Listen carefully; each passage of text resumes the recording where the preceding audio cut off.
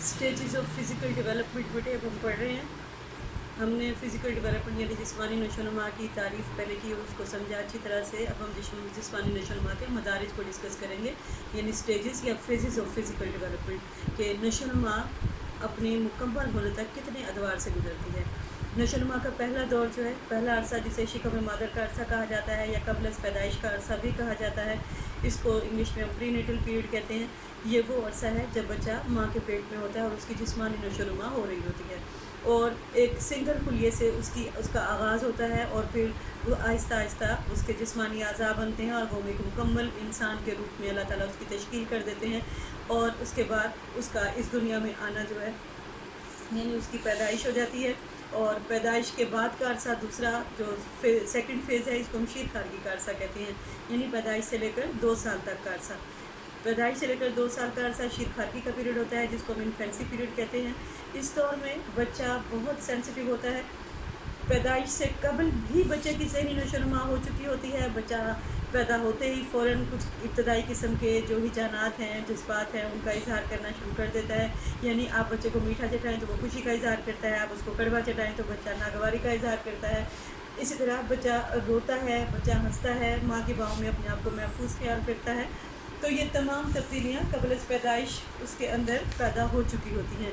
اور پیدائش کے وقت بچے صاف دیکھ نہیں سکتے لیکن سن سکتے ہیں، اور ان کی جلد پہ بھی جو ٹچ سینسیشنز ہیں وہ اتنی زیادہ اسٹرانگ نہیں ہوتی، بٹ وہ فیل کرتے ہیں.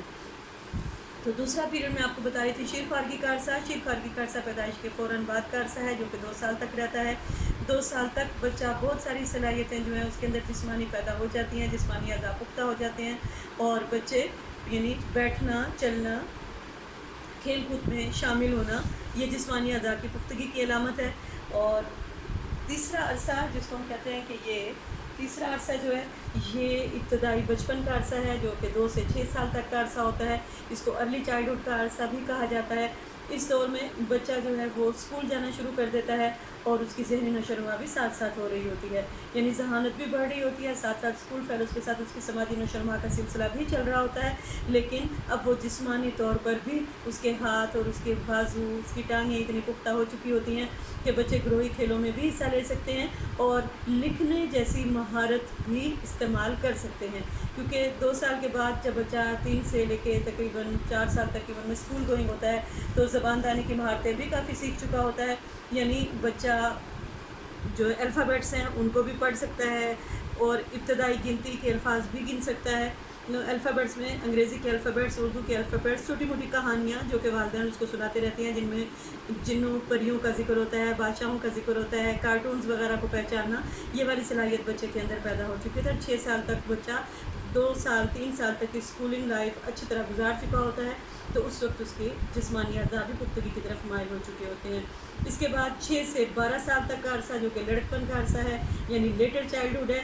اور اس کو لیٹر چائلڈہڈ میں بھی بچہ جو ہے اس کا قد کاٹ تیزی سے بڑھنا شروع ہو جاتا ہے، اور عموماً لڑکوں کی آواز بھاری ہونا شروع ہو جاتی ہے اور جسم لمبوترا ہونا شروع ہو جاتا ہے، جبکہ لڑکیوں کے چہرے ملائم ہوتے ہیں.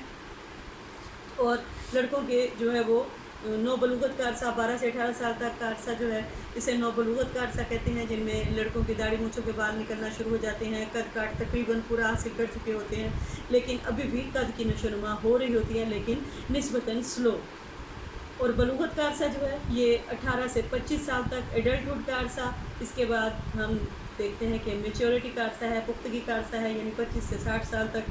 اب اس عمر میں قد کاٹ نہیں بڑھتا لیکن فرد کے دیگر نشو و نما جاری رہتی ہے. اور اس کے بعد بڑھاپا ہے، اور 60 سال سے یعنی 25 سے 60 سال تک میچورٹی کا پیریڈ ہے، پختگی کا عرصہ ہم کہتے ہیں. اور پھر اس کے بعد بڑھاپے کا دور آ جاتا ہے، جو کہ 60 سال کے بعد موت تک یہ عرصہ جاری رہتا ہے. اور اس عمر میں جسمانی صلاحیتوں میں بھی انحطاط پیدا ہونا شروع ہو جاتا ہے، یعنی جسمانی قوا پھر سے کمزور ہونا شروع ہو جاتے ہیں، اور فرد کے یعنی نظر کمزور ہونا اور ہڈیوں کا کمزور ہو جانا اور باقی قوا بھی یعنی یادداشت کا بھی ہے وہ بھولنا وغیرہ، جن میں الزائمر وغیرہ شامل ہیں، یہ تمام ڈکلائن والی تبدیلیاں جو ہیں ان کے اندر پیدا ہونا شروع ہو جاتی ہیں.